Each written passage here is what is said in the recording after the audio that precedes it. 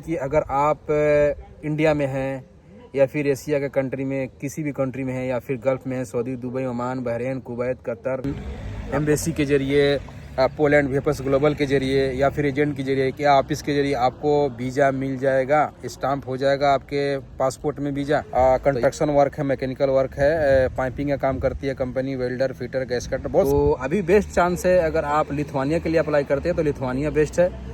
Next है अगर आप चेक। हेलो दोस्तों, कैसे हैं? स्वागत करता हूं आप लोगों को एक नई वीडियो में। Welcome back my new video. मैं हूं कलाम, मैं भी मौजूद हूं यूरोप में और आज बात करेंगे पोलैंड के ऊपर। पोलैंड का job, visa, appointment, submission, VFS global, embassy, सारा कुछ इंक्लूड है। तो अगर आप मेरे चैनल पर नए हैं तो कलाम आसिफ ब्लॉग के नाम से मेरा YouTube channel, Facebook page mr.kalam official के नाम से मेरा इंस्टाग्राम आईडी है। तो किसी भी सोशल मीडिया वेबसाइट या चैनल से अगर आप मेरा वीडियो देखते हैं तो ज़्यादा से ज़्यादा सपोर्ट करें, लाइक करें, दोस्तों के साथ शेयर करना ना भूलें। दोस्तों, आपको पता चलो कि मेरा वीडियो थोड़ा लॉन्ग टाइम और ज़्यादा समय के बाद आया है, क्योंकि मैं थोड़ा बिजी हो गया था। मेरे पीछे बहुत सारा काम आ गया था। मैं इंडिया चला गया था और इंडिया जाने के बाद क्या हुआ कि बहुत सारे कामों में उलझ गया था, जिसकी वजह से मैंने वीडियो बनाया भी और उसको एडिट भी किया और डालने का समय नहीं मिला, तो बहुत सारा इन्फॉर्मेशन मिस हो गया। इसके लिए सॉरी। और वीडियो और भी अपडेट मिलते रहेंगे आप लोगों को, और आज जैसे ही सब्सक्राइब करेंगे तो और भी सारा वीडियो मैं डालते रहूँगा। तो आप लोग से एक रिक्वेस्ट है कि आप लोग ज़्यादा से ज़्यादा मेरे वीडियो को देखें और दूसरों के साथ भी शेयर करें कि मुझे सपोर्ट मिले, क्योंकि मैं यूट्यूब चैनल या फिर इंस्टाग्राम या फेसबुक पर डिपेंड नहीं हूँ। मैं खुद अपने आप पे डिपेंड हूँ, अपने काम पे डिपेंड हूँ। बहुत सारा मुझे काम है तो मैं अपने काम में भी बिजी रहता हूँ और वीडियो बनाता हूँ। तो बहुत सारा जैसे दोस्त जो है बहुत सारा बातें बोलते हैं कि आपने वीडियो क्यों इतना लेट डाला, तो इसके लिए सॉरी। वीडियो और भी मिलेगा, जैसे जैसे सपोर्ट आप लोग का मिलते रहेगा। तो चलिए लेट ना करते हुए बातें और भी करेंगे बहुत सारी, लेकिन मेन पॉइंट की बातें आप लोग पूरा सुन के जाइएगा। वीडियो को स्किप मत कीजिएगा, नहीं तो आप मिस कर देंगे। दोस्तों, कुल मिला के बात यह है कि अगर आप इंडिया में हैं या फिर एशिया के कंट्री में किसी भी कंट्री में है या फिर गल्फ़ में है, Saudi, Dubai, Oman, Bahrain, Kuwait, Qatar, और किसी भी कंट्री में है, अगर आपके माइंड में या आपके दिमाग में या इस बात का चल रहा है कि मुझे पोलैंड आना चाहिए, या फिर आप किसी एजेंट के चक्कर में पड़े हैं या फिर किसी ऑफिस के चक्कर में पड़े हैं, आपने पैसा पेमेंट कर दिया है या फिर आपका अपॉइंटमेंट मिल गया है, बहुत सारी बातें हैं कि हमें इस कंट्री में जाना है, उस कंट्री में जाना है, लेकिन सबसे ज़्यादा आपने फोकस कर रखा है पोलैंड का। तो मैं इस वीडियो में पूरा बता रहा हूँ कि कैसे कैसे अभी क्या सिचुएशन है और क्या आपको एम्बेसी के ज़रिए, पोलैंड वेपर्स ग्लोबल के ज़रिए या फिर एजेंट के ज़रिए या ऑफिस के ज़रिए आपको वीज़ा मिल जाएगा, स्टाम्प हो जाएगा आपके पासपोर्ट में वीज़ा। तो ये दोस्तों रियलिटी ये है कि वीज़ा अभी पोलैंड का बहुत सारा इशू आ रहा है। क्या इशू आ रहा है मैं बता रहा हूँ। इशू ये है दोस्तों कि 2 साल से, लगभग 2 से 2.5 साल से पोलैंड का वीज़ा का इशू ये है कि अच्छी अच्छी कंपनियों का वर्क परमिट मिला, जैसे कि हुंडई हो गई, सैमसंग हो गई और बहुत सारा कोरियन कंपनी का जो है, और ऐसा ऐसा कंपनी का वर्क परमिट निकला था जो कंपनी मतलब में 1% भी कोई इशू नहीं है। वो पूरा टैक्स पे करती है और काम भी उसका अच्छा है और वर्कर भी अच्छा खासा उसमें काम करते हैं, फिर भी उस कंपनी का जो है वीज़ा स्टाम्प नहीं हुआ। तो छोटे मोटे कंपनी का ये बात तो आप छोड़ ही दो, ठीक है ना। बीच में बोला गया है कि वीएफएस ग्लोबल का इशू है, उनके बंद हो गया था। फिर बोला गया है कि गवर्नमेंट का कोई इशू है, इलेक्शन है, तो इसकी वजह से थोड़ा सा प्रॉब्लम है। इलेक्शन भी एंड हो गया, वीएफएस ग्लोबल भी फिर रनिंग हो गया, अपॉइंटमेंट भी आने लगा, जो सबमिशन भी होने लगा, लेकिन वीज़ा स्टाम्प होने का कोई भी मतलब चांस नहीं है। ऐसा क्यों हो रहा है, क्या इशू है, और क्या आपको दोबारा पोलैंड आने के लिए अपना हाथ या पैसा या समय डालना चाहिए या बर्बाद करना चाहिए? तो मैं कहूँगा नहीं। क्यों? मेरे एक जानने वाले दोस्त हैं, वो करीब 3-4 बंदे का एक कंपनी से उन्होंने वर्क परमिट निकलवाया था पोलैंड से, और कंपनी भी बहुत अच्छी खासी थी उनका। जैसे गवर्नमेंट के साथ सारा डॉक्यूमेंट्स परफेक्ट है और टैक्स भी अच्छा खासा वो पे करते हैं, और जो है उनका काम भी बहुत अच्छा खासा है। कंपनी का कंस्ट्रक्शन वर्क है, मैकेनिकल वर्क है, पाइपिंग का काम करती है company, welder, fitter, gas cutter, बहुत सारा काम है उनकी कंपनी में। तो उनका वर्क परमिट निकला, और जो है जब उनका वर्क परमिट निकलने के बाद कंपनी ने अपना रिस्पॉन्सिबिलिटी हटा दिया कि आप वहाँ का अपॉइंटमेंट ले लें इंडिया से आ रहे हैं तो, क्योंकि यहाँ से पॉसिबल नहीं है। उन्होंने सीधा बोल दिया मैं वर्क परमिट दे रहा हूँ, आप वहाँ से देखो। फिर उन्होंने बहुत सारा कोशिश करने के बाद बहुत पैसे वेस्ट किया उन्होंने। अब समझिए कि एक अमाउंट से ज़्यादा अमाउंट हो गया, लाख से ऊपर तक उन्होंने पैसे अपॉइंटमेंट के लिए खर्च कर दिया। और जब अपॉइंटमेंट उनको मिला, फिर उन्होंने 4 बंदे में से 2 बंदों का अपॉइंटमेंट मिला, 2 बंदे का नहीं मिला। फिर लास्ट में 1 बंदे का मिला था, 1 बंदे का बिल्कुल ही नहीं मिला। 2 बंदे का जो मिला, उन्होंने जब सबमिशन किया VFS ग्लोबल में, पोलैंड VFS ग्लोबल में जाकर उन्होंने सबमिशन किया, सारा डॉक्यूमेंट्स रेडी करने के बाद तो उनका रिफ्यूज़ल आ गया और रिजेक्ट हो गया, मतलब नहीं लगा वीज़ा।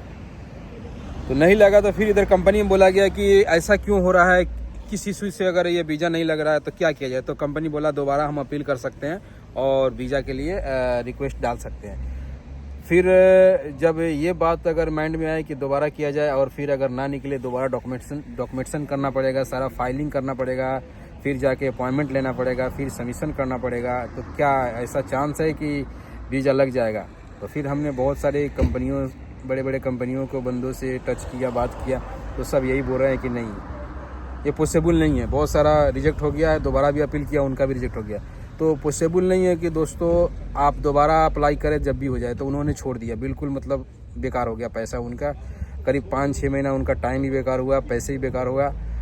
और समझिए कि उन्होंने बहुत सारा बंदे जो है अगर दूसरे कंपनी में जाते, दूसरे कंट्री में जाते तो पैसे भी कमाते। और 5-6 महीना तो इनके पीछे बर्बाद हुआ। उसके पहले अपॉइंटमेंट के लिए कितना समय बर्बाद किया उन्होंने, वो अलग समय है। फिर जब रिजेक्ट हो गया उसके बाद फिर अब ट्राई करेंगे दूसरे कंट्री में जाने के लिए, वो उनका अलग समय है। तो कुल मिला के दोस्तों, अगर पोलैंड आप आना चाहते हैं, कोई भी एजेंट है, कोई भी ऑफिस है और कोई भी बंदा बोल रहा है कि मैं काम करा रहा हूं, आपको वीडियो के ज़रिए, इंस्टाग्राम के ज़रिए या फेसबुक यूट्यूब के ज़रिए दिखा रहा है, एडिट करके आपको वीज़ा दिखा रहा है कि वीज़ा लग रहा है और मैं करा दूंगा, तो आप इनके बातों में ना आए और आप जो है पोलैंड के चक्कर में पड़े ही नहीं। क्योंकि पोलैंड का ये सिचुएशन हो गया है कि आपको बोला जाएगा कि वीज़ा लग रहा है लेकिन वीज़ा नहीं लग रहा है, ठीक है ना। बिल्कुल बेकार है, समय बर्बाद करना, पैसे बर्बाद करना। कारण क्या है, कारण मैं बता रहा हूँ। कारण ये है दोस्तों, देखेंगे रियलिटी, मेरे दोस्त बहुत सारे पोलैंड में भी है। तो पोलैंड का सिचुएशन ये है कि आपको पता है कि यूक्रेन और रसिया का जो फाइटिंग चल रहा था, उसी चक्कर में बहुत सारे यूक्रेन के बंदे, मतलब देखा जाए तो सारा का सारा यूक्रेन शिफ्ट हो गया ज़्यादा करके पोलैंड में। तो पोलैंड में वर्कर का शॉर्टेज है ही नहीं बिल्कुल, ठीक है ना। और गवर्नमेंट का एक मानसा है कि हम दूसरे कंट्री से ना बुलाएं, एक मानसा जो बोला जाता है ना, वो मानसा है। तो पूरा शिफ्ट हो गए और शिफ्ट होने के बाद क्या हो गया कि यहाँ पे एक अनलीगल भी काम बहुत सारी कंपनियाँ करने लगी। अनलीगल क्या करने लगी कि वर्कर को सैलरी दे रही है, उनका टैक्स नहीं जा रहा है, उनका TRC अपडेट नहीं कर रहा है, या फिर बहुत सारे एशियन कंट्री के बंदे जो है पोलैंड से सटा हुआ, जैसे हंगरी हो गया, लिथुआनिया वगैरह, बहुत सारे कंट्री से वो जाके पोलैंड में इजीली TRC ले लेते थे, TRC मिल जाता था। लेकिन अभी उन्होंने पूरा TRC का भी सिस्टम बंद कर दिया, ठीक है ना। TRC अभी नहीं ले सकते हैं, ठीक है ना। TRC आपको दूसरे कंट्री के TRC पर TRC नहीं मिलेगा, लॉयर कीजिए या फिर कंपनी में जाएगी तो अभी नहीं मिलेगा। उन्होंने बिल्कुल ही बंद कर दिया। ये तो हाल फिलहाल में 1 महीना पहले बंद किया उन्होंने, ठीक है ना। लेकिन पहले क्या होता था कि अगर आप जो है किसी अदर कंट्री से अगर आपने पोलैंड गए हैं या फिर पोलैंड में ही आपने कंपनी चेंज कर दिया, जो कंपनी का आपका TRC है और अच्छा के सैलरी के चक्कर में आपने चेंज कर दिया, तो उसमें क्या होता है कि आप जैसे ही दूसरे कंपनी में जाते हैं, कंपनी आपको अच्छा सैलरी भी दे देती है, रूम भी दे देती है, लेकिन आपका जो है टैक्स नहीं पे करे। टैक्स नहीं पे करने का कारण हो गया कि आपका वर्क कॉन्ट्रैक्ट तो दे देती है बहुत कंपनियां ईजिली, लेकिन वो डिसीजन लेटर नहीं देती है। डिसीजन लेटर जब तक नहीं देगी तो आपका TRC इमिग्रेशन के पास एक्टिव नहीं होगा। एक्टिव नहीं होगा तो वो टैक्स पे करने के लिए कोई जिम्मेदार नहीं है और आप उतना खोज भी नहीं पाते हैं। और आगे चल के आप TRC अगर अपडेट कराते हैं तो इशू आएगा, या फिर आप फ़्लाइट करने के लिए जाते हैं किसी अपने कंट्री में या फिर दूसरे कंट्री में, तो आपको इमिग्रेशन आपको रोक देगा, ठीक है ना। और बहुत सारे बंदों को तो उन्होंने TRC भी रख लिया। इंडिया जा रहे थे, जब उनका चेक किया तो बहुत 6 महीना पहले का कंपनी बना रखा था, टैक्स डाल रखा था, 6 महीने से उनका टैक्स ही नहीं चल रहा था। तो उन्होंने पूछा कि आप 6 महीने क्या कर रहे थे। कंपनी का उन्होंने वर्क कॉन्ट्रैक्ट दिखाया, लेकिन कंपनी का उन्होंने वर्क कॉन्ट्रैक्ट दिखाया लेकिन डिसीजन लेटर नहीं दिखा पाए, क्योंकि डिसीजन लेटर कंपनी दे नहीं रखी थी। तो इसकी वजह से उनका नुकसान हो गया। तो दोस्तों कुल मिलाकर कभी भी आप अगर ये माइंड में रख रहे हैं कि हमें पोलैंड आना चाहिए और पोलैंड का TRC जो है ले लेना चाहिए। अपने माइंड में आपने ये रखा है कि पोलैंड आना चाहिए और पोलैंड आकर हमें जॉब करना चाहिए और पोलैंड के लिए सबमिशन करवाना चाहिए, वर्क परमिट लेना चाहिए और एजेंट आपको बातों में भुतला रहे हैं, तो ये अपने माइंड से निकाल दीजिए। बहुत समय का बर्बादी और पैसे का बर्बादी है। अब ये बात आ रहा है कि फिर करे तो करे क्या, आना तो है ही यूरोप। तो अभी बेस्ट चांस है, अगर आप लिथुआनिया के लिए अप्लाई करते हैं तो लिथुआनिया बेस्ट है। और नेक्स्ट है, अगर आप चेक रिपब्लिक है, चेक रिपब्लिक का भी अगर कंपनी आपको वर्क परमिट देती है और अपॉइंटमेंट मिलता है VFS ग्लोबल का, चेक रिपब्लिक VFS ग्लोबल का, या लिथुआनिया VFS ग्लोबल का, या अभी ये भी है कि इटली का सीजनल वीज़ा चल रहा है, तो इटली के लिए भी ट्राई कर सकते हैं। अच्छा खासा एग्रीकल्चर कंपनियां अभी बुलाती है बंदों का, बहुत सारे बंदे को बुलाते हैं इस सीजनल में। समझिए कि इटली का एक तरह से ऑफर ही आ जाता है, बहुत सारे बंदे जो आते हैं सीजनल वीज़ा में। और एक बात ये भी है इसमें कि सीजनल वीज़ा में अगर आप आते हैं इटली, तो सीजनल जैसे ही अगर वीज़ा में आने के बाद अगर आप उससे जुड़े हुए हैं, काम कर रहे हैं और फिर कोई अच्छा कंपनी आपको वर्क कॉन्ट्रैक्ट दे देती है इधर में इटली में ही, तो आपका ईजिली जो है TRC यहाँ का परमानेंट TRC मिल जाता है और फिर आप यहाँ पे वर्क में कन्वर्ट करा के रेसिडेंसी करा सकते हैं, ठीक है ना। तो ये सब बातें हैं दोस्तों। तो कभी भी अपने माइंड में ये रखें कि अगर आपको आना है यूरोप अभी अपडेट में, तो आप लिथुआनिया का हो गया, चेक रिपब्लिक का हो गया, अगर अच्छी कंपनियां दे रही है आपको वर्क परमिट और सबमिशन करके अगर आपको वीज़ा लग जा रहा है, इजीली आ सकते हैं। हालांकि वीज़ा तो इनके हाथ में नहीं होता है, कंपनियों के हाथ में वीज़ा एम्बेसी के जिम्मेदारी होती है, एम्बेसी ही देखती है कि वीज़ा हमें लगाना चाहिए कि नहीं लगाना चाहिए। लेकिन चांस है कि लग जाएगा इस कंट्री का, लेकिन पोलैंड का चांस नहीं है। अदरवाइज़ इटली का अच्छा अपडेट है। इटली का अगर वर्क परमिट मिलता है, D1 वीज़ा मिलता है तो बेस्ट है, और नहीं तो अगर आप सीजनल वीज़ा में आ सकते हैं।